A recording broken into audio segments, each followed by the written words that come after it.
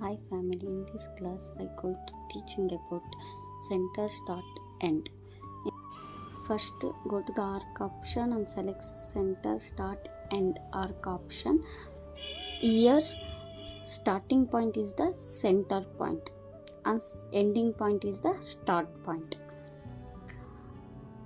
Then ನಾವಿಲ್ಲಿ centre point ಮತ್ತು start ಪಾಯಿಂಟ್ನ ಮಾರ್ಕ್ ಮಾಡ್ಕೊಂಡು ಎಂಡ್ ಪಾಯಿಂಟ್ನ ಡ್ರಾ ಮಾಡ್ಕೊಬೇಕು.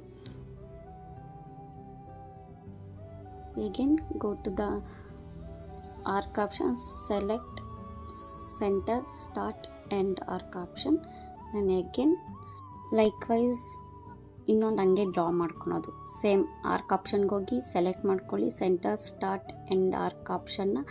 ದೆನ್ ಸೆಂಟರ್ ಪಾಯಿಂಟ್, ಸ್ಟಾರ್ಟಿಂಗ್ ಪಾಯಿಂಟ್ನ ಡ್ರಾ ಮಾಡ್ಕೊಂಡು ಎಂಡಿಂಗ್ ಪಾಯಿಂಟ್ನ ಸೆಲೆಕ್ಟ್ ಮಾಡ್ಕೊಳ್ಳಿ. ಅಪ್ವರ್ಡ್ ಡೈರೆಕ್ಷನ್ಗೆ ಹೋಗೋಕ್ಕೆ ಇಲ್ಲಿ ಕಂಟ್ರೋಲ್ ಪ್ರೆಸ್ ಮಾಡಿಕೊಂಡ್ರೆ ಅಪ್ವರ್ಡ್ ಡೈರೆಕ್ಷನ್ಗೆ ಹೋಗುತ್ತೆ.